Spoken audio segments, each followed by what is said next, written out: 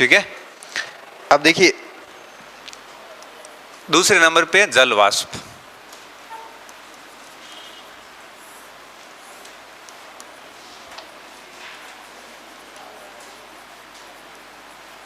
Water vapour. जल वाष्प और गैसें और धूलकण, ये तीन तत्व ही पाए जाते हैं वायुमंडल के अंदर। अब देखिए जल वाष्प होता क्या है बेसिकली, पहले आप ये समझ लो फिर हम इसको लिखते हैं। जल वाष्प एक टाइप से गैस है। Water vapour is a form of A gas, ठीक है। और आप इसको ऐसे समझिए कि जल का गैसीय रूप ही जल वाष्प कहलाता है। जल का गैस रूप क्या कहलाता है? जल वाष्प। जैसे टेम्परेचर बढ़ता है तो पानी गर्म होके और भाप का रूप ले लेता है, यही भाप बेसिकली जल वाष्प कहलाती है। तो जहां तापमान अधिक होगा वहां जल वाष्प कैसा होगा? अधिक होगा। जहां तापमान कम होगा वहां जल वाष्प भी कैसा होगा? कम होगा। सर्दियां आएगी तो जल वाष्प कम होगा, गर्मियां आएगी तो जल वाष्प अधिक होगा। समझ रहे हो बात को? तो जल वाष्प एक प्रकार से जल का वाष्पित रूप या जल का गैस रूप होता है। अब एक तो बात यह होगी कि जल वाष्प होता क्या है। दूसरी बात, अब ये ज्यादा ऊंचाई तक नहीं होता। क्यों? क्यों? क्योंकि जब हम क्षोभ मंडल की ऊपरी सीमा तक जाते हैं 13-14 किलोमीटर ऊपर, तो टेम्परेचर माइनस में 50 डिग्री सेल्सियस होता है। माइनस 50 डिग्री समझते हो आप? हमारे फ्रीज के अंदर भी टेम्परेचर 0 डिग्री होता है। ज्यादा ले जाते हैं अंदर तो माइनस में 5 डिग्री तक। माइनस 50 डिग्री टेम्परेचर का मतलब होता है कि लद्दाख के अंदर और सियाचिन ग्लेशियर पर भी टेम्परेचर माइनस 18 डिग्री होता है। बहुत ज्यादा सर्दियों में वो माइनस 30-40 डिग्री तक जाता है जब ऑक्सीजन लेवल खत्म हो जाता है। क्षोभ मंडल के ऊपरी सीमा पे इस प्रकार का टेम्परेचर है?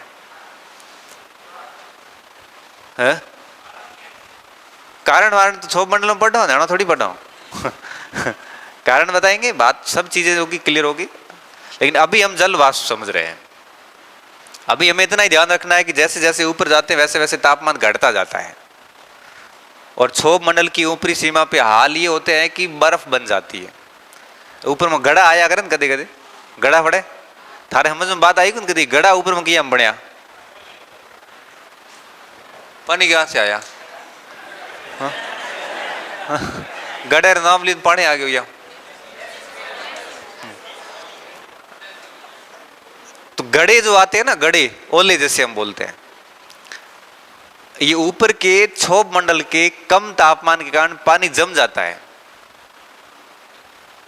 और वही जमा हुआ पानी ऊपर बर्फ बन जाता है। फिर नीचे आते आते थोड़ा टेम्परेचर वापस बढ़ता है तो बर्फ टूट जाता है और वो नीचे आया करे, गड़ा रूप में आया करे।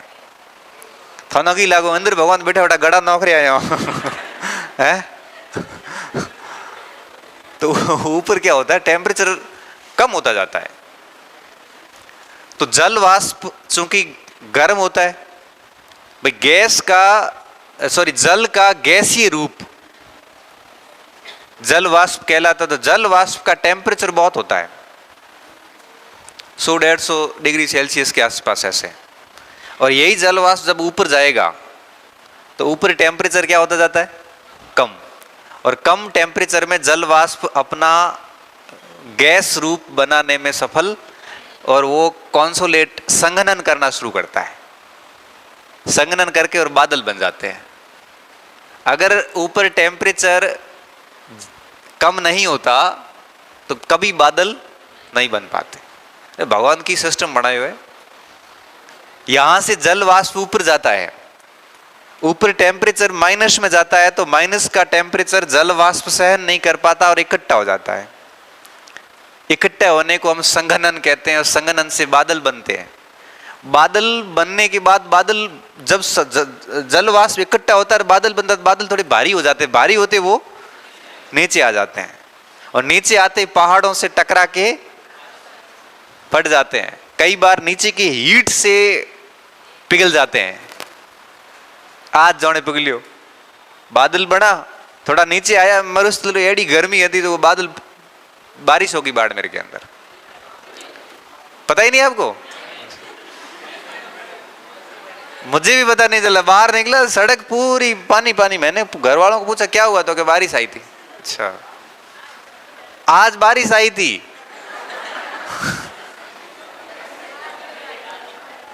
तो आवाज नहीं, डिस्कस नहीं। तो जल वाष्प इसलिए हम कहते हैं कि क्षोभ मंडल तक सीमित है, इसके ऊपर जल वाष्प जा नहीं सकता, टेम्परेचर माइनस में होता है और वो वहां जाने देता भी नहीं है। तो जल वाष्प हमेशा वायुमंडल के निचले भागों में ही होता है, और स्पेशली क्षोभ मंडल में ही होता है। जल वाष्प ही पृथ्वी पर वर्षा का सबसे बड़ा कारण है। अब देखिए ध्रुवों पे जाएं, ध्रुवों पे जल वाष्प है नहीं, बारिश भी नहीं होती, ध्रुवों में बारिश नहीं होती है, ध्रुव में बारिश नहीं होती। नहीं होने के कई कारण है। एक कारण ये भी है कि वहां टेम्परेचर नहीं है, बिना टेम्परेचर के जल वाष्प नहीं है, बिना जल वाष्प के आगे संघनन किसका होगा, बिना संघनन के बादल कैसे बनेंगे, बिना बादलों के ये तो सारे होने वाले लास्ट कहावत तो। अंतिम बात सुन ली, पहले वाली बात सुनी नहीं, जो काम की थी वो छोड़ दी। लास्ट में क्या है, बिन बादलों के बरसात नहीं होती। तो जल वाष्प का सबसे बड़ा महत्व यह है कि वो बारिश करवाता है। जल वाष्प एक ग्रीन हाउस गैस है। ग्रीन हाउस गैस सुने थे? ग्रीन हाउस का मतलब की वे, ग्रीन हाउस का मतलब है जो पृथ्वी का तापमान बढ़ाने वाली गैसें होती हैं, उसे हम क्या कहते हैं, ग्रीन हाउस।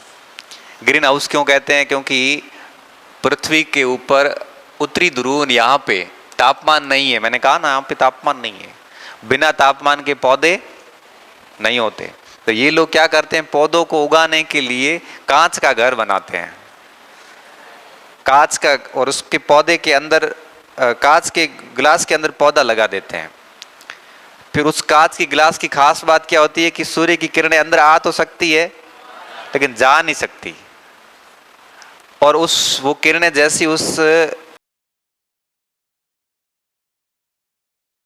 उस पूरे कांच के घर को ग्रीन हाउस कहते हैं। क्या कहते हैं? Green house.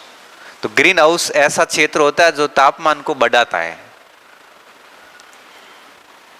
हमारे पृथ्वी के चारों ओर भी गैसों ने एक ऐसा कांच का घर बना दिया है, जिसमें सबसे बड़ी गैस है CO2, कार्बन डाइऑक्साइड। किरणें आ तो सकती है, जा नहीं सकती। इसलिए कह रहे हैं कि कार्बन डाइऑक्सीजन का उत्सर्जन कम किया जाए, नहीं तो कांच का घर बन गया ना, ऐसा भूडा मरहा भगवान सुगन तापमान हो जाए 60-70 डिग्री सेल्सियस, और कांच का घर टूटेगा और नहीं, क्योंकि ये गैसों ने बनाया है वायुमंडल के अंदर, पूरी पृथ्वी को घेर लिया ऑक्सीजन ने। जल वाष्प उसका साथ देता है, इसलिए जल वाष्प को भी हम क्या कहते हैं, ग्रीन हाउस गैस। ये तथ्य कथन आते हैं, निम्नलिखित में से कौन सा कथन ठीक नहीं है या ठीक है। फिर आता है जल वाष्प एक ग्रीन हाउस, ठीक है, ग्रीन हाउस गैस है ही, वाष्प है। फिर आएगा कि ग्रीन जल वाष्प जो है वो पृथ्वी का तापमान बढ़ाने में योगदान देता है। थे पासा नट जाओ ना। तो जल वाष्प क्या करता है, जैसे देखो एक बड़ा मस्त सिस्टम बना हुआ पृथ्वी का। सूर्य से जितनी किरणें आती है ना, उतनी उतनी हम वापस लौटाते हैं। शाम को सूर्य अस्त तक किरणें आती है, और सूर्य अस्त से किरणें पृथ्वी वापस लौटाना शुरू कर देती है। सुबह 3-1 बजे के आसपास पूरी एनर्जी पृथ्वी निकाल देती है। अरे देख रही ठंड पड़नी हो रही है, अपने कमरा टाइट हुए 3 बजे कमरा टाइट क्यों होती है?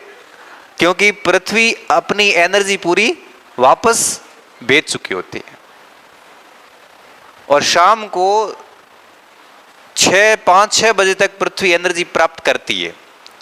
सूर्यास्त के बाद में वापस पार्थिव किरणें लौटना शुरू होती है। 51% पृथ्वी प्राप्त करती है सूर्य किरणों को और 51 ही लौटाती है। ये भगवान ने सिस्टम बना रखा है। 51 का अगर 50 लौटा दी तो पृथ्वी का तापमान बढ़ जाएगा। 52 लौटा दी तो पृथ्वी ठंडी हो जाएगी। पृथ्वी को 51 ही लेती और 51 ही भेजती। ये पाठ हम पढ़ेंगे सूर्य ताप के अंदर। ये सूर्य ताप में पूरा यही मैटर है पूरा। तो जल वाष्प जो है ये पृथ्वी के ऊपर इस तरह से चारों तरफ परत के रूप में आया हुआ है। ये पृथ्वी है तो इस चारों तरफ जल वाष्प है ऐसे।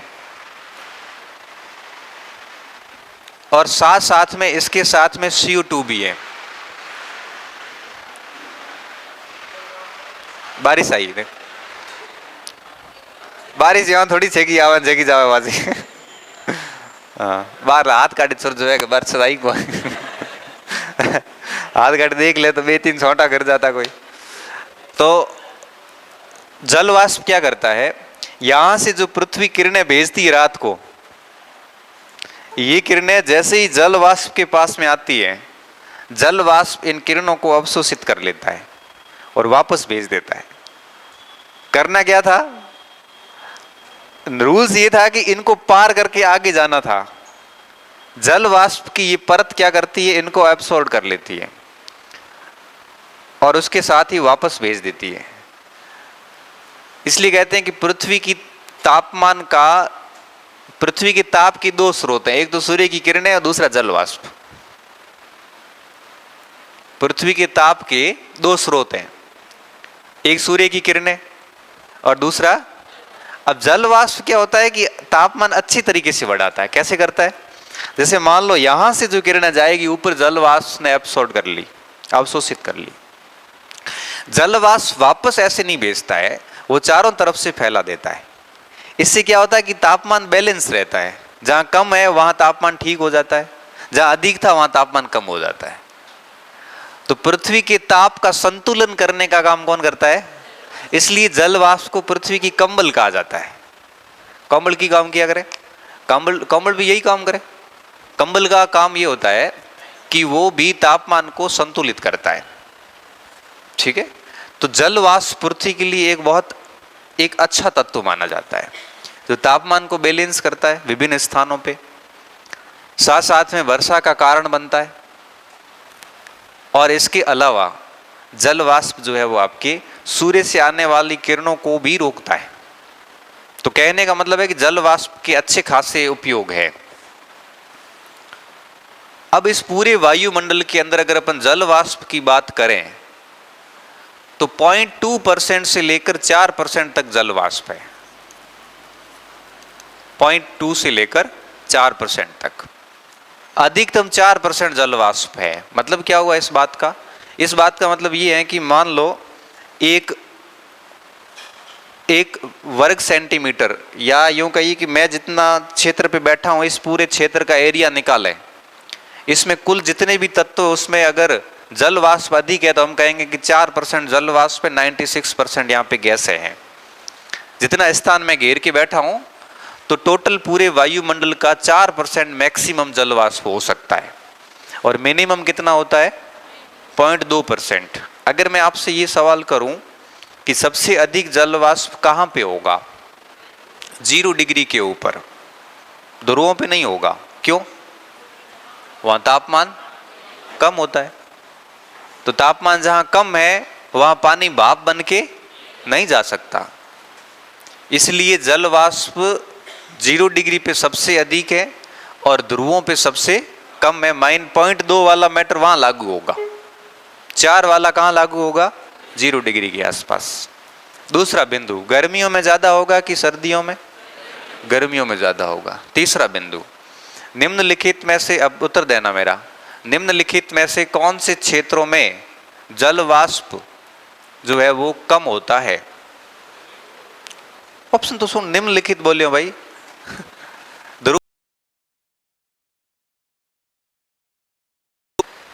गंगा के मैदान, दूसरा थार का मरुस्थल, तीसरा भूमध्य सागर, चौथा 0 डिग्री रेखा, और पांचवा अ व ब दोनों।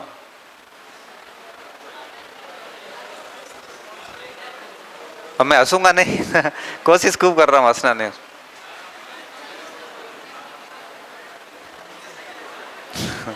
क्या उत्तर होगा? थार का मरुस्थल। क्यों थार का मरुस्थल? क्यों? गंगा का मैदान क्यों नहीं? तापमान ज्यादा थार के मरुस्थल में है, लेकिन पानी नहीं है। जल वाष्प को बनने के लिए तापमान के साथ साथ क्या चाहिए? जल वाष्प को लेने जल तो चाहिए ना, कि देगड़ी चढ़ाई में पानी है कौन, तो देगड़ी बढ़ है, ये मत तो है कहीं को। भाई आपने जो भी पात्र है, आप जो कोई देगड़ी के, कोई पतीली के, कोई अलग अलग नाम है सबके, तौड़ियों के, कोई ऊपर चढ़ा दियो, तापमान बढ़ा दिया, अब जल वाष्प बनेगा कहां से? मेन पानी है कौन? कई बार ऐसे हम भूल जाते हैं ना ये स्थिति है थार के मरुस्थल की। भगवान तौड़ियों चढ़ा दियो, मैंने अपन नोक दिया हमें पैदा कर दिया उसके अंदर तौड़ियों में, हमें 50 डिग्री सेल्सियस डेली बढ़ा दे, भाई मारो घरी काली वे भगवान ने हमारे साथ बहुत अन्याय किया।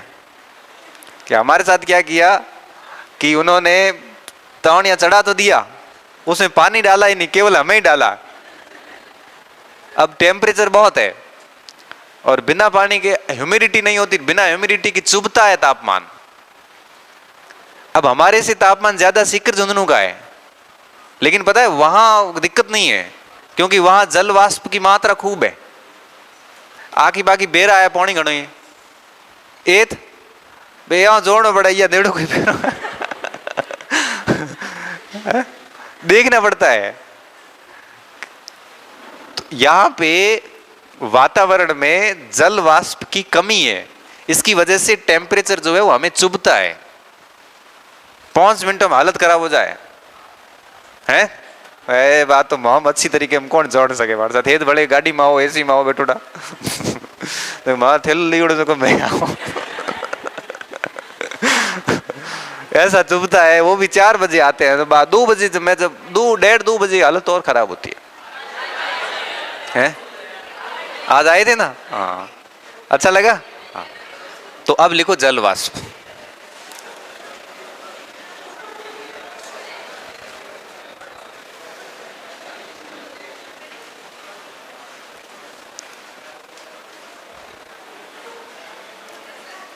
लिखे?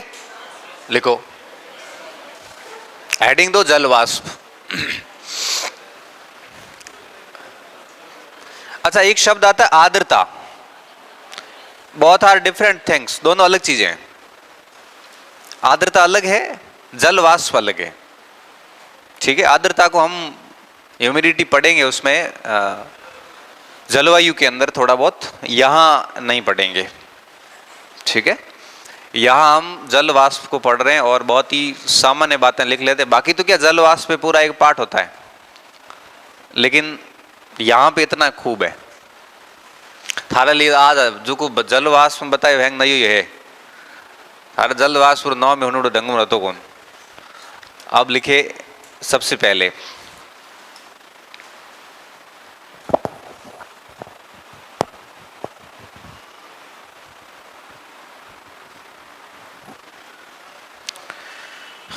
लिखा रहा हूं, शुरुआत कहां से करूं ये सोच रहा हूं, क्योंकि शुरुआत अच्छी होनी बहुत जरूरी है। ऐसे लिखिए, वायुमंडल में गैसों के बाद सर्वाधिक मात्रा में जल वाष्प होता है, जल वाष्प है। जल वाष्प है।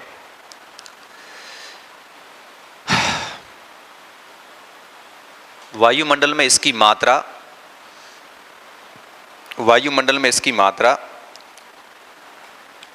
0.2 से 4% तक होती है।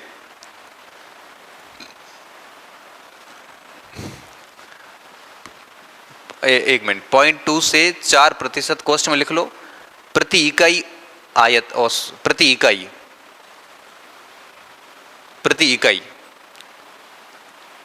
आयतन, प्रति इकाई आयतन। समझ गए नहीं? आयतन का मतलब होता है आकार। कोई प्रत्येक यूनिट के आकार का 0.2 से 4% तक होता है। अधिकतम 4%, मिनिमम 0.2%, ठीक है, होता है। संपूर्ण धरातल पर, संपूर्ण पृथ्वी पर वायुमंडल की मात्रा भिन्न भिन्न होती है। सॉरी, जल वाष्प की मात्रा भिन्न भिन्न होती है। जल वाष्प की मात्रा भिन्न भिन्न होती है, भिन्न भिन्न होती है, ठीक है। पहला पॉइंट, मात्रा भिन्न भिन्न होती है। सबसे पहला लिखिए, 0 डिग्री पर जल वाष्प अधिक होता है, वहीं ध्रुवों पर जल वाष्प कम होता है। वहीं ध्रुवों और मरुस्थल में वहीं ध्रुवों पर जल वाष्प कम होता, मरुस्थल मत लिखना।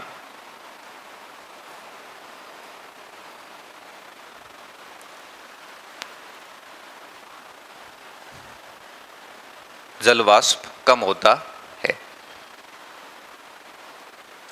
क्योंकि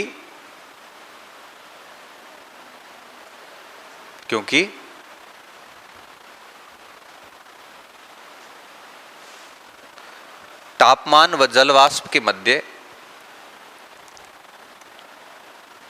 कैसा संबंध होता है? प्रत्यक्ष या विपरीत? समानुपाती। तापमान जैसे जैसे बढ़ेगा वैसे वैसे उसी अनुपात में जल वाष्प बढ़ेगा, तो दोहरों में बात लागू होगी। समान अनुपाती कभी नहीं होता, और भूगोल में समान अनुपाती कहीं पर भी लागू नहीं होगा। समान अनुपात का मतलब होता है कि जितने अनुपात तापमान बढ़ा उतने ही अनुपात जल वाष्प। ऐसा ज्योग्राफी में नहीं होता, साइंस में होता है। तो संबंध सीधा हो सकता है, विपरीत हो सकता है। तो जब तापमान बढ़ रहा है और साथ में जल वाष्प भी बढ़ रहा है तो सीधा संबंध है, प्रत्यक्ष संबंध है। तापमान बढ़ रहा होता और जल वाष्प घट रहा होता तो विपरीत संबंध होता। समझ गए बात को? क्योंकि तापमान व जल वाष्प के मध्य विपरीत संबंध होता है, प्रत्यक्ष संबंध होता है, प्रत्यक्ष संबंध होता है। अर्थात तापमान की अधिकता जल वाष्प को बढ़ाती है, अर्थात तापमान की अधिकता जल वाष्प को बढ़ाती है,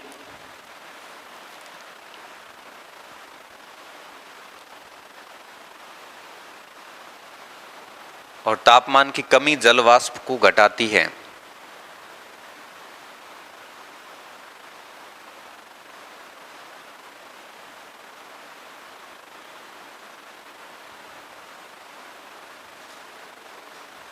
ठीक है, तापमान की कमी जल वाष्प को घटाती है। दूसरा लिखिए, ग्रीष्म काल में जल वाष्प अधिक होता है, शीतकाल में जल वाष्प कम होता है। रीजन सेम है ऊपर वाला।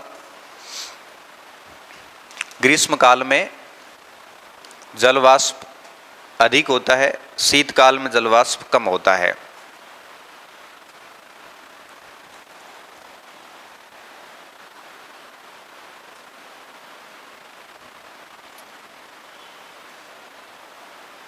क्लियर?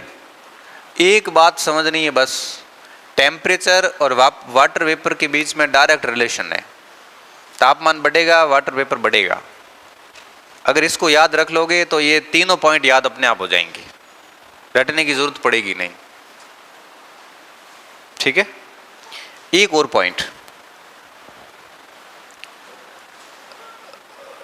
जल वाष्प का अधिकांश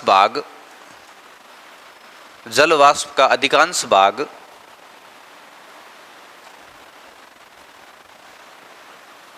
10 से 12 किलोमीटर तक की ऊंचाई पर है।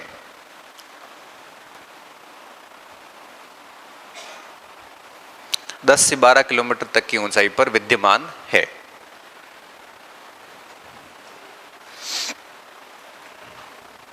क्यों? पता क्यों को है? फिर टेम्परेचर इतना कम हो जाता है कि जल वाष्प संघनन करके बादल बन जाते हैं। फिर जल वाष्प नहीं रहता। जल वाष्प को जल वाष्प रहने के लिए टेम्परेचर कंटिन्यू कैसा चाहिए? अधिक चाहिए। जल गैस के फॉर्म में है। आपने गलनांक क्वथनांक पढ़े होंगे।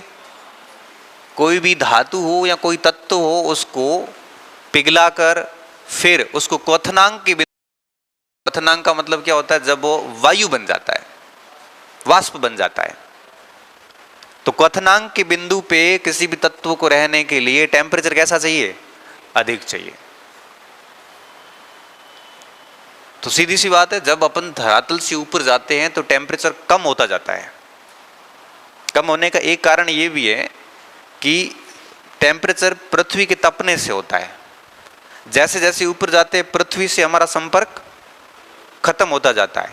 पृथ्वी से जैसे जैसे दूर जाएंगे वैसे वैसे टेम्परेचर कम होता जाएगा, क्योंकि वो हीट देगा कौन उसको? अब आप देखो, यहां ऐसा है कि एक धरातल के ऊपर खड़े हो, एक ऊपर चले जाओ 1-1.5 किलोमीटर ऊपर, वहां हवा आनी शुरू हो जाएगी। 1-1.5 किलोमीटर छोड़िए, 100-200 मीटर पे ही, और पृथ्वी से थोड़ा सा दूर होते टेम्परेचर कम होना शुरू हो जाएगा। 165 मीटर पे 1 डिग्री सेल्सियस कम हो जाता है। या नहीं थे छत मा चढ़े के कम हुए कौन मट उसको थोड़ा सा समय चाहिए। 165 मीटर पर 1 डिग्री सेल्सियस मतलब 5 डिग्री कम करने के लिए कम से कम आपको होल 80-800 मीटर ऊंचे जाना पड़े। 1 किलोमीटर ऊपर पर जाओ तो टेम्परेचर है वो काफी अच्छा खासा कम हो जाएगा। उगा में टपो दो तो धारे पूरी टेम्परेचर कम हो जाए आदमी ठाडो पड़ जावे तो कहने का मतलब साफ है कि जैसे जैसे ऊपर जाते हैं वैसे वैसे टेम्परेचर कम होता जाता है। बनाए रखने में सक्षम नहीं रहता और जल वाष्प क्या बन जाता है? संघनन करके बनता क्या है? बादल। और बादल से हमारी बारिश हो जाती है।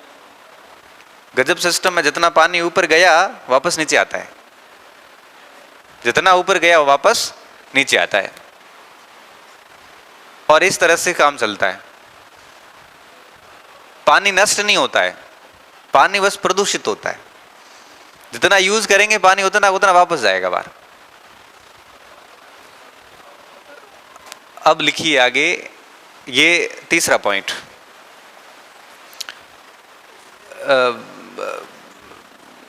10 किलोमीटर तक जल वाष्प का अधिकांश भाग है, यही लिखा है। हाँ। इसके पश्चात, इसी में लिखो, इसके पश्चात तापमान की अत्यंत कमी के कारण, तापमान की अत्यंत कमी के कारण, अत्यंत कमी के कारण जल वाष्प संघनन करके बादल बन जाते हैं।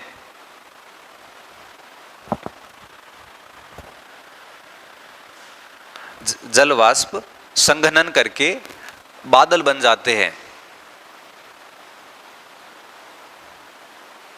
तो संघनन के लिए दो चीजें जरूरी है, टेम्परेचर जरूरी है, टेम्परेचर होगा तभी जल वाष्प की कहानी होगी, और टेम्परेचर कम होना भी जरूरी है। इसलिए हम कहते हैं कि गर्मियां ज्यादा होती है उसके बाद बारिश आती है, ठीक है ना? क्यों? क्योंकि वही प्रोसेस पूरी होती है। संघनन के बाद में बादल बन जाते हैं। फिर बादल क्या करता है? दो रूपों में नीचे आते हैं, या तो वो वर्षा करेगा या स्नोफॉल करेगा, बर्फबारी होगी। गर्म प्रदेश है तो क्या होगा? वर्षा आएगी। और बादल, संघनन बहुत ज्यादा मात्रा में हुआ अचानक से, और अचानक से बादल नीचे आया है, तब समझिए गड़े पड़ेंगे, ओले पड़ेंगे। क्यों? क्योंकि बादल अचानक से नीचे आते हैं तो वो उसमें बर्फ रह जाती है, पिघलती नहीं है पूरी। और फिर वो है वो ओलों के रूप में नीचे आता है। ओले जब बड़ी प्लेट क्या बड़ा हिमखंड जब टूटता है तो उसके कई ओले बन जाते हैं, और जब वो पिघलता है तो छोटी छोटी साथ में बूंदे भी साथ में रहती है। तो ओले पड़ते हैं तो कोई लोग ओलों का मजा लेते हैं,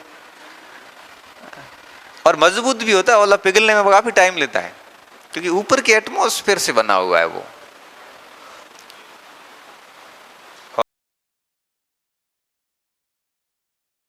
एटमॉस्फेयर ये ऐसा ऐसा हुआ है। अब आपको पता चल गया कि ओले क्यों पड़े। ठीक है, अपन ने तो वही सुनी है ये कहावत, बस सिर मुंडवाना हुआ और ओले पड़ने हुए। अब लिखिए, ये 3 पॉइंट हो गए कि धरातल पे जलवाष्प भिन्न भिन्न होता है, सभी स्थानों का जलवाष्प समान, और इसी कारण धरातल पर सभी स्थानों पर वर्षा भी कैसी होती है, अलग अलग होती है, समान नहीं होती। ठीक है, एक पॉइंट और भी लिख सकते हैं कि राजस्थान के मरुस्थलीय क्षेत्रों में या भारत के मरुस्थलीय क्षेत्रों में तापमान तो अधिक है परंतु जल की कमी के कारण जलवाष्प कम है। हमारे माउंट हम जोड़न कॉम को लिखो पढ़ देना। होली जो है ना वो ले आवे ना माँ, वो दोनों ले आवे माउंट यहाँ करे बस होली उगी दोनों दोखे मैं। अब मैं भले यहाँ करूँ बोलूँ को मैं बोल दियो।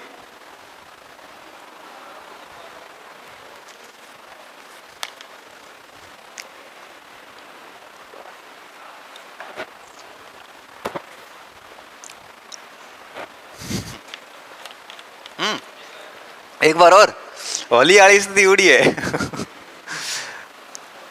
कि राजस्थान भारत के मरुस्थलीय क्षेत्रों में या गर्म मरुस्थलों में तापमान तो अधिक होता है परंतु अधिक ही बहुत अधिक होता है क्या सर?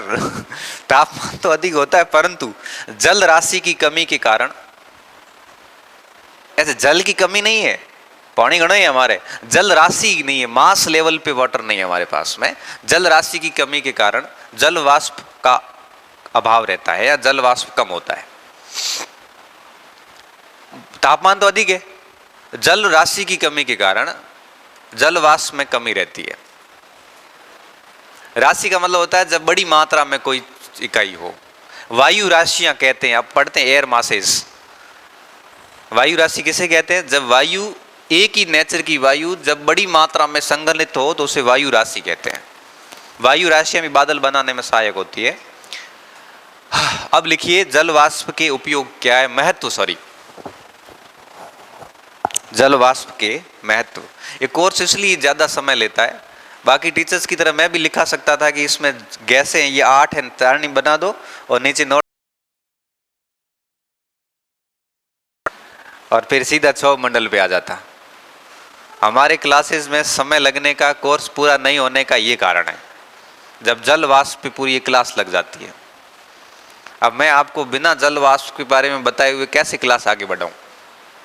ये मेरे ईमानों के सिद्धांतों के खिलाफ है। तो ठा कहीं जल वाष्प के बारे में तो क्लास पूरी हो गई तो थारे कोचिंग आनो धूड़ है और मारे पढ़ानो भी धूड़ है। अब ऐसे मुझे ये भी पता है कि थारे 2 घंटा बाद में पास आता ओड़ा है। जैसा जल वाष्प था वैसा ही जल वाष्प रहेगा। लेकिन मैं मेरी आंतरिक मुझे संतुष्टि मिल जाती है। महत्व लिखिए पहला, हाँ वही लिख रहा हूं, मैं छोड़ता कुछ नहीं हूं पीछे। महत्व पहला लिखिए कि जल वाष्प एक ग्रीन हाउस गैस है जो पृथ्वी का तापमान बढ़ाती है।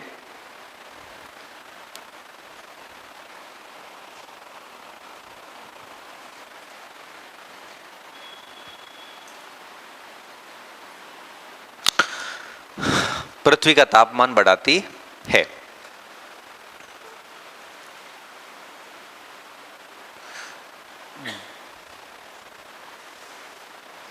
धरातल से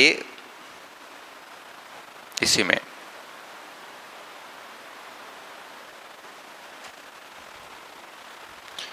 निकलने वाली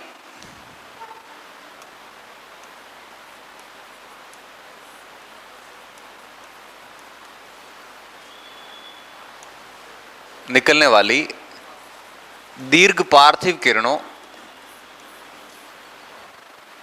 ये बात आपको समझ में आएगी सूर्यताप के अंदर, अभी खाली लिख लो बस। दीर्घ पार्थिव किरणों को अवशोषित करके पुनः पृथ्वी की ओर लौटा देती है।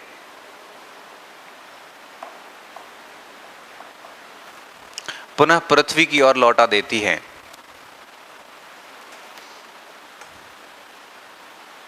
और एक मिनट, लौटा देती है। इस कारण पृथ्वी का तापमान बढ़ जाता है।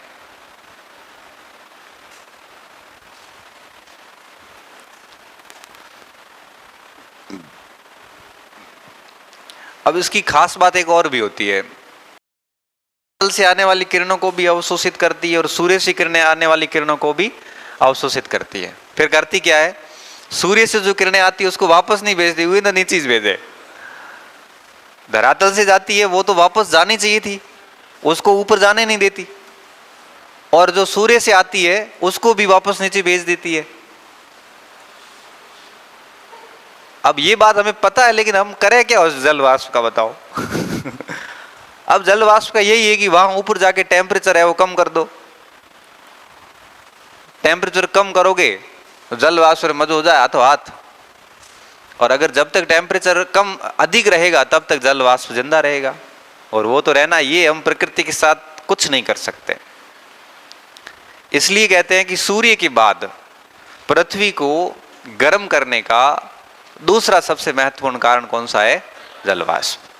कार्बन डाइऑक्साइड ऐसे नहीं करता है। कार्बन डाइऑक्साइड क्या करता है, यहां से जो गैसें आती है उसको रोक के वापस भेज देता है, लेकिन ऊपर से आती है ना, उनको अवशोषित नहीं करता है, सीधी आने ही देता है। जल वाष्प क्या करता है, स्टोर करके रखता है और रात रटौने पास भेज दे। कई बार क्या होता है, रात को आपको पता उमस हो जाती है, एकदम से तापमान बढ़ जाता है, उमस होती है ना, कई बार रात को गजब उमस होती है और टेम्परेचर बढ़ जाता है। समझ जाओ मजो क्या कियो। जल वाष्प। समझ आ रही बात। ये बात हम क्या ऐसे सामान्य लोगों को समझा नहीं सकते, ये एक्स्ट्रा ऑर्डिनरी लोगों को समझाना पड़ता है। मतलब मजा करो कि सही में कुछ है। हम आप लोग इंटेलिजेंट लोग हैं सच में, बस लोग खुद को खुद भी हंसी आ रही है। लेकिन क्या है ना कि हमने कभी तक किसी ने पढ़ाया नहीं ना, इसलिए चीजें याद नहीं है। गलती सच में आपकी नहीं है। गलती आपकी नहीं है, गलती जो है वो हमारी है, मास्टरों की गलती है। और भूगोल पढ़ के भी आए हैं ना, उनको भी कभी जल वाष्प मास्टरों ने भी नहीं पढ़ाया। आप में से कईयों ने भूगोल पढ़ी होगी कॉलेज में, स्कूल में, लेकिन सच में जल वाष्प नहीं बताया गया। अब आप लास्ट पॉइंट लिख लीजिए। अच्छा, जल वाष्प पृथ्वी का तापमान संतुलित। अच्छा, एक वो तो पॉइंट लिखा ही नहीं कि सूर्य के अलावा जल वाष्प पृथ्वी की ऊर्जा का प्रमुख स्रोत है। सूर्य के अलावा जल वाष्प पृथ्वी के तापमान का अन्य प्रमुख स्रोत है।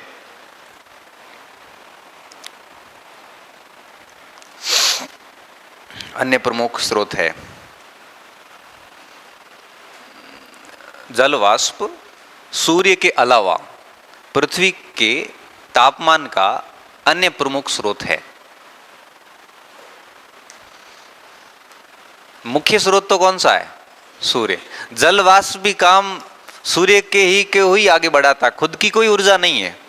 इवन पूरे सौर मंडल में ऊर्जा केवल और केवल सूर्य के पास में है, बाकी किसी के पास में नहीं है। न चंद्रमा की अपनी ऊर्जा है, न पृथ्वी की अपनी ऊर्जा है। जिस दिन रेड जिएंट होगा, लाल दानव, उस दिन सूर्य उस रेड जिएंट में घुस जाएगा, ब्लैक होल में। उस दिन सृष्टि नष्ट हो जाएगी।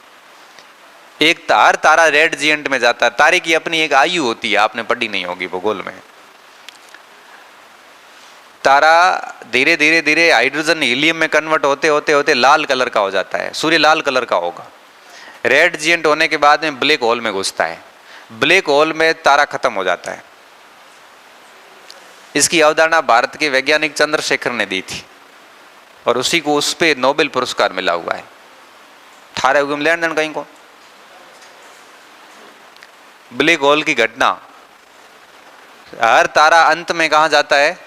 ब्लैक होल में। सौर मंडल पाठ है तारे रीट में, वो माँ है ब्लैक होल कहना गए। तो वो जिस दिन सूर्य ब्लैक होल में जाएगा ना, उस दिन पूरे सौर मंडल की ऊर्जा समाप्त हो जाएगी और पूरा सौर मंडल नष्ट हो जाएगा। कभी भी वो जा सकता है। ठीक ना, परीक्षा चरण तक हो जाओ, टेंशन मत लो। अब लिखो आगे, जल वाष्प पृथ्वी के तापमान को संतुलित करता है, इस कारण उसे पृथ्वी की कंबल भी कहा जाता है।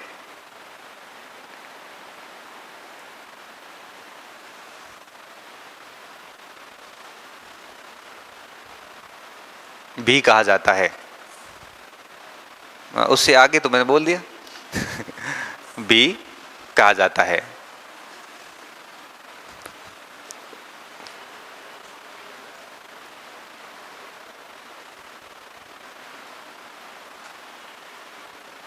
जल वाष्प पृथ्वी के तापमान को संतुलित करता है, इसलिए उसे पृथ्वी की कंबल भी कहा जाता है। अभी संतुलित कैसे करता है? जब पृथ्वी से आने वाली पार्थिव किरणें अवशोषित करके वो वापस उसी स्थान पे नहीं भेजता, चारों तरफ भेजता है। जैसे कम तापमान वाले क्षेत्रों को तापमान मिल जाता है और अधिक तापमान वाली ऊर्जा उसके पास में आ जाती है। इससे वो बैलेंस कर देता है। समझ में आई बात? लिखनी पड़ेगी, लिखने की जरूरत है। बस तापमान को संतुलित करता है और ये बात हो गई क्लियर। अब लिखिए धूल कण।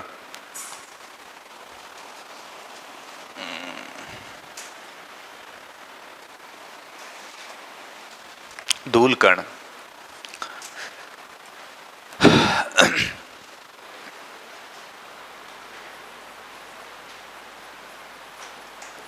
Dust particle.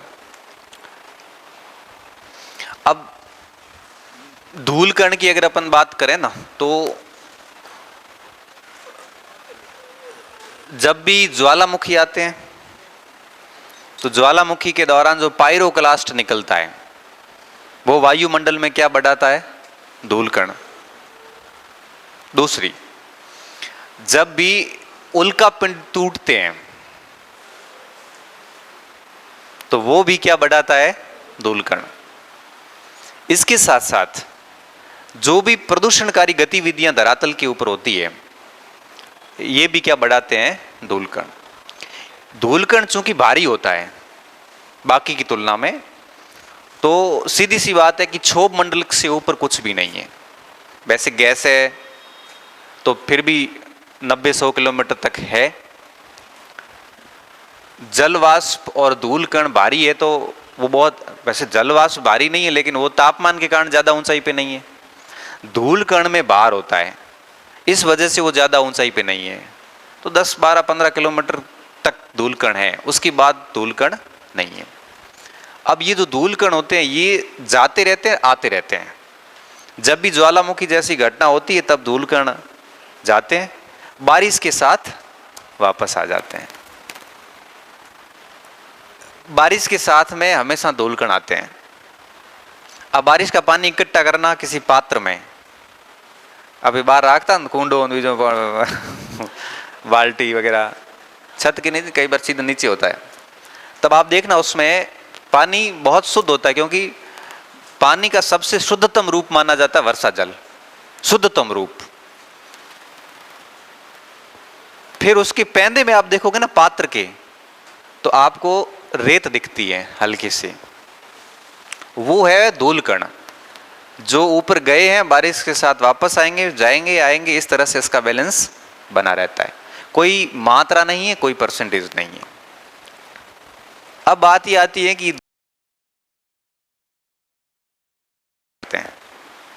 एक तो इस जल वाष्प को केंद्र प्रदान करते हैं। जल वाष्प इस धूल कण के चारों तरफ ही फैला हुआ होता है। समझ में आ रही बात? जल वाष्प जो है वापस जब संगठित होता है, संघनन करता है, तो इसके केंद्र में क्या होता है? धूल कण। इस कारण बूंद के साथ में हल्की हल्की रेत आती है।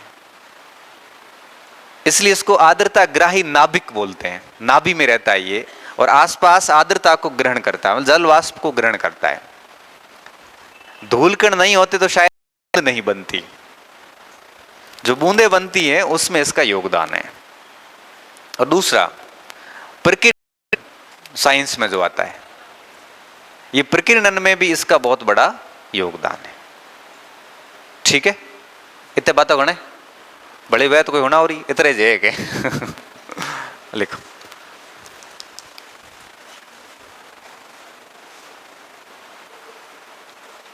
वायुमंडल के निचले भागों में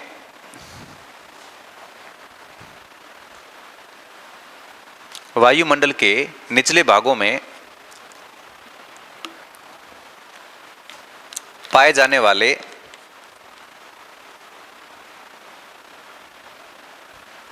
वाले छोटे छोटे कणों को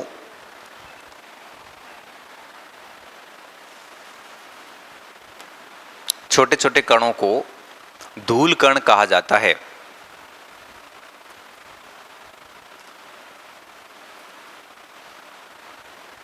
हम कहते हैं आकाश का रंग नीला दिखाई देता है, तो ये नीला रंग दिखने के पीछे भी धूल कण का बड़ा योगदान है। वो प्रकीर्णन वर्णात्मक क्रियाएं होती हैं सारी, फिर वो सारा साइंस में पढ़ते हैं। धूल कण कहते हैं। जो हवाएं हैं,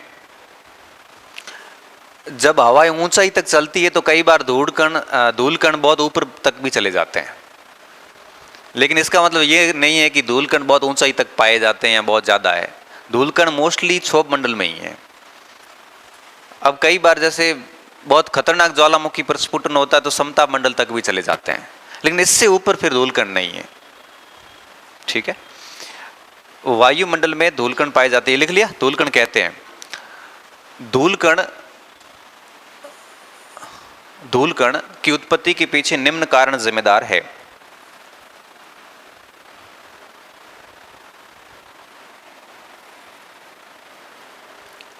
निम्न कारण जिम्मेदार है। पहला, ज्वालामुखी की राख।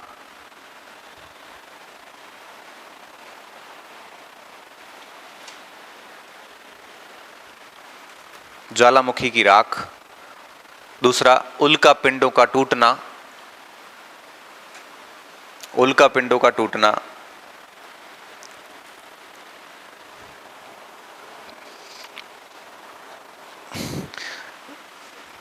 उष्ण और शीतोष्ण क्षेत्रों में चलने वाली गर्म पवनें, गर्म सूखी पवनें, गर्म शुष्क पवनें, गर्म शुष्क पवनें, लू वगैरह है। धूल से ऊंचाई तक जावे धूल उड़ती नहीं है गांव में गर्म शुष्क पवनें, सूखी पवनें। और इसके अलावा हाँ, समुद्री नमक भी होता है। समुद्र का जो नमक, समुद्र में बहुत बड़ी मात्रा में जब आपके वाष्पोत्सर्जन होता है तो आंशिक मात्रा में लवण भी ऊपर जाते हैं। बहुत बड़ी मात्रा में नहीं, आंशिक मात्रा में। ऑप्शन में अगर आ गया ना ये, तो समुद्री लवण भी सही होता है। तो कुछ मात्रा में नीचे के क्षेत्रों में समुद्री लवण भी होते हैं। ठीक है, ये भी लिख लो। हम कहते हैं ना कि जब हम थार का मरुस्थल पढ़ते हैं, पढ़ लिया ना, चल रहा है ना, हाँ, तो थार के मरुस्थल में हम ये पढ़ते हैं कि ये इस प्रकार से फैला हुआ है। यहां ज्यादा खारा है, यहां कम खारा है।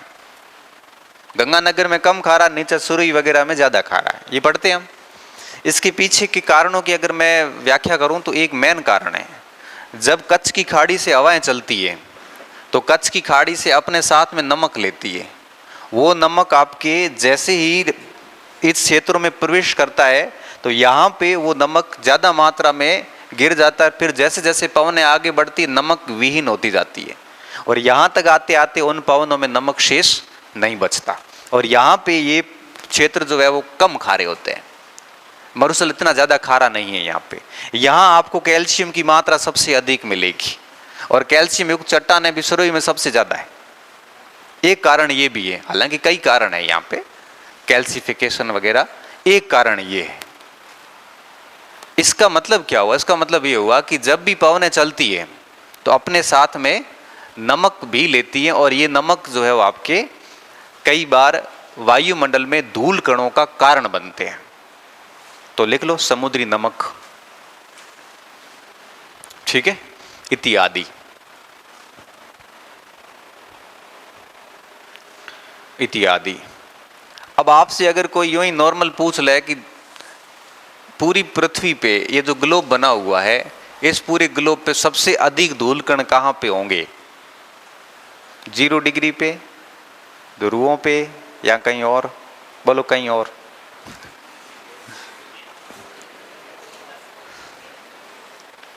क्या 0 डिग्री पे ज्वालामुखी है? एक भी ज्वालामुखी 0 डिग्री पे नहीं है।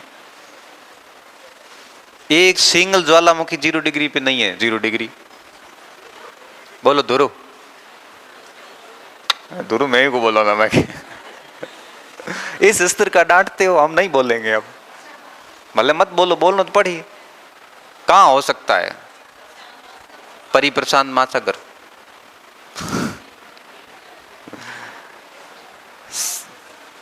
धूल कण सबसे अधिक उष्ण और शीतोष्ण कटिबंधीय क्षेत्रों में होते हैं, जहां पे सबसे अधिक गर्म पवनें चलती। ये धूल कण का मेजर स्रोत है, क्योंकि वो हर साल 4-4, 5-5 महीने चलती है। ज्वालामुखी का प्रभाव रहता है 15 दिन, 20 दिन, महीना, और बहुत सीमित क्षेत्र पे होता है। पवनें भाई साहब, समझ में आई बात? और इस कारण हम लिखते हैं कि धूल कणों की मात्रा जो है वो ध्रुवों और विषुवत रेखा की तुलना में अधिक कहां पे होती है? उष्ण और शीतोष्ण कटिबंध क्षेत्र, जहां पे सूखी शुष्क पवनें चलती है। बात समझ में आई? आइए तो भी लिखो, तो भी लिखो। धूल कण की मात्रा सर्वाधिक, धूल कण की मात्रा सर्वाधिक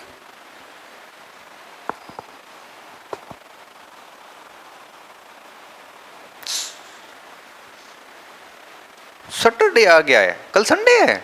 अभी तो गया था 2 दिन पहले, हैं?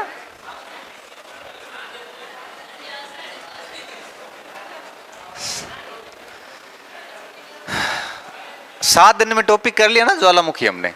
सोमवार को तो शुरू किया था, हैं? सोमवार को किया था, शनिवार को किया था ना। शनिवार 7 दिन में ज्वालामुखी पूरा कर दिया है ना, तो जल्दी किया। पिछली बार 15 दिन लगे थे। इस बार हम फास्ट चल रहे हैं, शाबाश। आगे लिखो सर्वाधिक। रजिस्टर तो ज्यादा लिखा ज्यादा नहीं है, समझा ज्यादा। सच कह रहा हूं, रजिस्टर नहीं भरा जाएगा, बस ये है कि समझने में सब वक्त लग रहा है। तारीख लिखी हुई है, कितना दिन हो गया? 18। अच्छा 20 सप्ताह हुआ है। मरो रे, 20 सप्ताह हो गया। मतलब रिकॉर्ड टूटा नहीं, 15 दिन वाला वापस मेंटेन है। हाँ है, हाँ 2 दिन छुट्टी करी, मतलब 10 दिन में हो गया हो। हाँ लिखो लिखो। सर्वाधिक मात्रा में धूल कण उष्ण व शीतोष्ण कटिबंध क्षेत्रों में होते हैं, जहां पर शुष्क पवनें चलती है। शुष्क पवनें चलती है।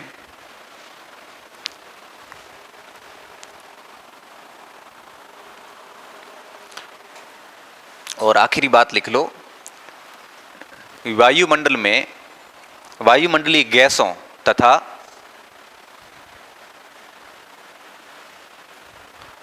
धूल कणों, वायुमंडलीय गैसों तथा धूल कणों से होने वाले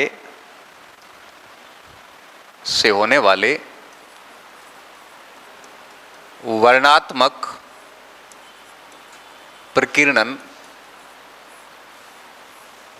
वर्णात्मक, वर्ण यानी रंग, रंग लिख, वर्ण है रंग, वर्णात्मक प्रकीर्णन के कारण आकाश नीला दिखाई देता है। ठीक है, आकाश नीला दिखाई देता है। पूछोगे नीला? हाँ नीला,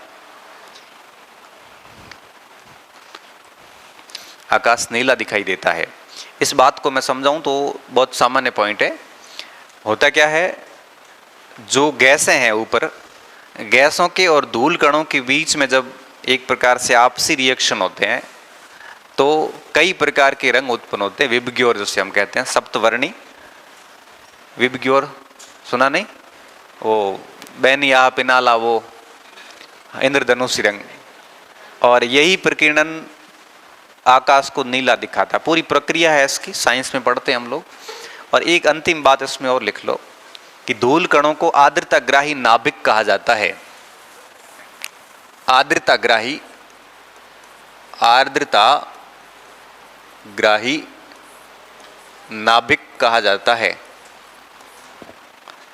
आर्द्रताग्राही नाभिक कहा जाता है क्योंकि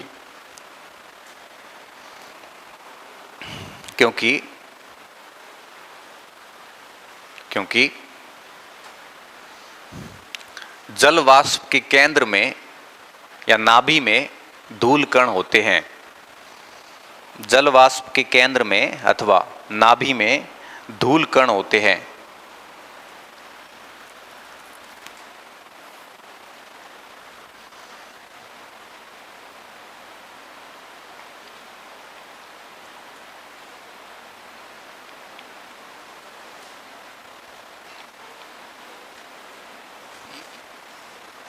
ठीक है, अब लिखिए वायुमंडल की संरचना। संगठन पूरा हो गया, समझ में आ गया संगठन? ठीक है, गैस, धूलकण और जल वाष्प, दैट्स इट।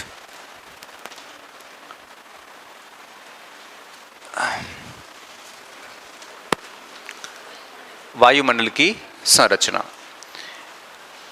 अब देखिए, जितने भी हमने अंतरिक्ष यान भेजे, हमने कई सारे रॉकेट लॉन्चर भेजे, हमने कई सारे टेलीस्कोप भेजे, हमने विभिन्न प्रकार के वैज्ञानिक उपकरणों की सहायता से वायुमंडल को जानने का प्रयास किया है।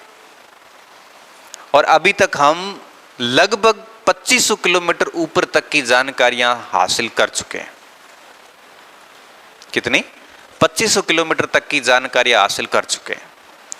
तो आरंभ के जो 100 किलोमीटर है, इसको हम पृथ्वी का वायुमंडल बोलते हैं, आकाश कहते हैं हम सामान्य भाषा में। और उसके बाद का जो एरिया है उसे हम क्या कहते हैं? स्पेस बोलते हैं, अंतरिक्ष बोलते हैं। ठीक है, क्यों बोलते हैं इसका हम आगे डिस्कस करेंगे। कारमन रेखा आती है, कारमन रेखा के बाद अंतरिक्ष शुरू हो जाता है। आज दूसरी क्लास नहीं है, आप ये रजिस्टर बंद ना करें, मैं 10 मिनट और क्लास लेने वाला हूँ। हाँ, फटाफट पाछा खोलो खोलो। बंदा पूछ रजिस्टर बंद कर दिया, जानो का मैं वाला घरे आला, काले संडे है, संडे काले घड़ा काम पड़ा कर रहा है। काले क्लास थोड़ी है,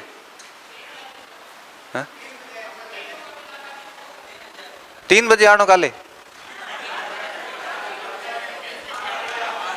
आज 3 बजे आया हो? अच्छा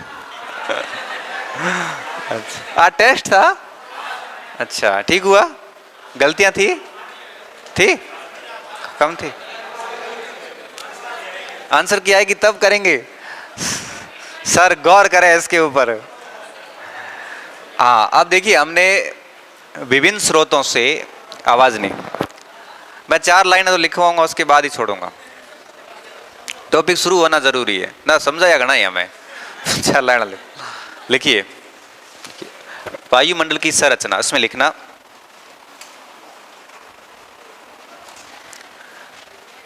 विभिन्न देशों द्वारा भेजे गए उपग्रहों, नहीं हुआ, विभिन्न देशों द्वारा भेजे गए उपग्रहों, मन ने मन हमें गाड़ा गणे काटे, ये क्या तरीका है? तरीका सही है। मैंने कह देता ना आप जाओ तो चले जाते। हाँ, विभिन्न देशों के द्वारा भेजे गए उपग्रहों, रॉकेट गया थे, छोड़ो वो कौन 5 रुपये वाला। एक रॉकेट बढ़िया बढ़िया और भी आया करे जाना, पाकिस्तान छोड़ियो तो एक रॉकेट, टेलीस्कोप, दूरदर्शी टेलीस्कोप तथा दूरदर्शी तथा विभिन्न अनुसंधानों की सहायता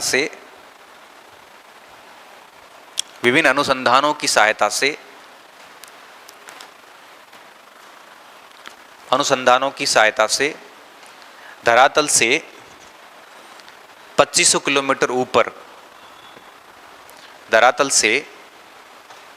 किलोमीटर ऊपर तक के वायुमंडल की जानकारी हमें ज्ञात हो चुकी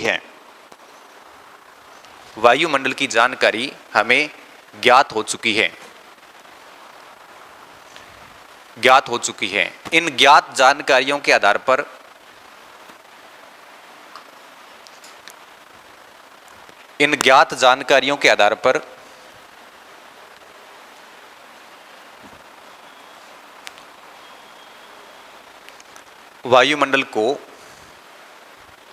वायुमंडल की संरचना को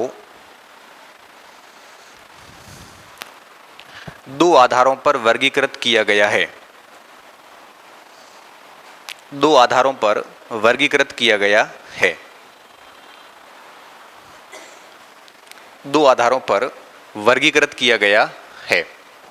अब लिखिए पहला लिखिए तापमान और वायु दाब के आधार पे। तापमान और वायु दाब के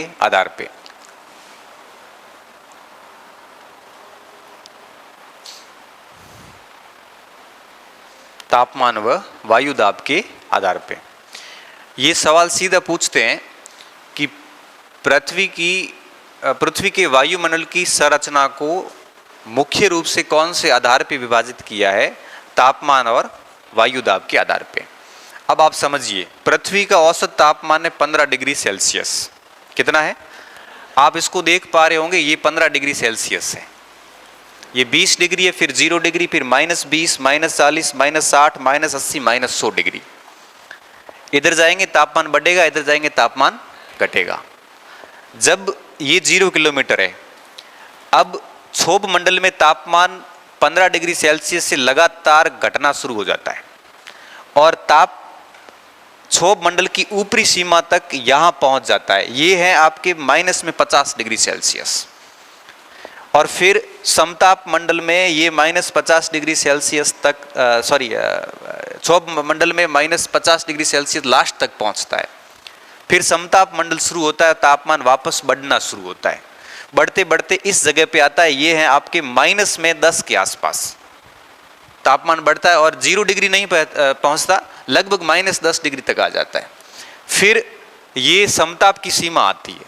समताप की सीमा जैसे खत्म होती है यहाँ पे, उसके बाद में मध्यम मंडल शुरू होता है। मध्यम मंडल में पुनः तापमान बढ़ना शुरू होता है, घटना शुरू होता है और -80 डिग्री सेल्सियस तक आता है।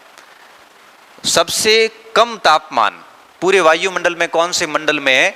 मध्यम मंडल में। इस तापमान को उल्कापिंड सह नहीं पाते और टूट जाते हैं। आदमी टूट जावे इस तापमान पर, तो ये तापमान उल्कापिंडों को तोड़ देता है और तोड़ते उल्कापिंड नष्ट हो जाते हैं, मतलब टुकड़ों में बिखर जाते हैं। पछे पृथ्वी पर टुकड़े ही आते हैं, पछे केरे माथे लागे कदे के टुकड़ो आयो पृथ्वी में। तो ये यहां पे होता है। उसके बाद में तापमान वापस बढ़ना शुरू होता है और फिर बढ़ता ही जाता है। समझ में आ रही बात? नहीं आई? मैं आपको एक बार और बता रहा हूं। धरातल में नीचे जा रहे हैं तो तापमान, बस फिर आपको क्या करना? बढ़ना घटना और बढ़ना ही बढ़ना। ठीक है, अपन केंद्र से पृथ्वी पर से शुरू करते हैं। नीचे जाएंगे तो तापमान बढ़ेगा, फिर ऊपर जाएंगे तो तापमान, फिर तापमान, फिर तापमान, और फिर तापमान बढ़ता ही जाएगा। वापस से एक बार बोल रहे हैं, अंदर जाएंगे तो तापमान, क्षोभ मंडल में तापमान, समताप मंडल में तापमान, मध्यम मंडल में तापमान, और उसके बाद तापमान, बस ये अल्टरनेटिव है। घटना बढ़ना, घटना बढ़ना। अगर भूल जावे तो नीचे हम शुरू करें, घटना घटना, हाँ यो करें, नहीं तो घटना शुरू कर दियो तो है गड़बड़ हो जाए तारे। बढ़ना, फिर घटना बढ़ना, घटना बढ़ना, बढ़ना ही बढ़ना, और आगे बढ़ना, बस और है कुछ नहीं। और सूर्य तक जाते जाते तो कहे लाखों डिग्री सेल्सियस, ओ इतना तापमान। फिर बात जाओगे तो आज तक तो क्या अभी वायु दाब समझना, ये तापमान का मैटर था। मैंने क्या लिखा, आपने क्या लिखा? तापमान और वायु दाब के आधार पर जहां तापमान बढ़ना शुरू हुआ वहीं से समताप मंडल शुरू किया गया। जहां तापमान वापस घटना शुरू हुआ वहीं से मध्यम मंडल शुरू किया गया, और वापस तापमान जहां से बढ़ना शुरू हुआ वहीं से ताप मंडल शुरू किया गया। इसलिए हम कैसे कह देते हैं कि भाई 85 किलोमीटर पे मध्यम मंडल शुरू हो जाता है, उस किलोमीटर पे वो होता है। इसकी विभाजन का आधार क्या है? तापमान और वायु दाब। अब मजे की बात सुनो वायु दाब के बारे में। वायु दाब ये नीले कलर की वाला है, ठीक है। स्टार्टिंग में वायु दाब क्या होता है? घटता है, फिर जीरो हो जाता है, बस। क्यों? क्योंकि वायु का दाब है वो जैसे जैसे ऊपर जाते हैं आपके पहले घटता जाएगा और उसके बाद में शून्य हो जाएगा माइनस में, और ये फिर माइनस माइनस में ही रहेगा। वायु दाब में कोई परिवर्तन नहीं होता, ठीक है। इसके बारे में भी हम आगे और डिस्कस करेंगे। तो ये है हमारा वायुमंडल का विभाजन का मेन आधार। इस चित्र को बहुत अच्छी तरीके से समझना है। पिछली बार सेकंड ग्रेड में सवाल आया कि क्षोभ मंडल की ऊपरी सीमा पर तापमान होता है। ये सेकंड ग्रेड 2018 का सवाल है। कितना होता है? माइनस में 50 डिग्री सेल्सियस। तो बढ़ना, घटना, बढ़ना, घटना, और फिर बढ़ते जाना। अब ये सारे हम करेंगे सोमवार को, ठीक है। अब आ जाओ। हाँ, माइनस उल्का पिंड माइनस 80 भी टूटते हैं। हाँ, ये 80 डिग्री है ना, यहाँ पे 80 डिग्री है। ये देखो 80, ये चित्र हम कल बना देंगे।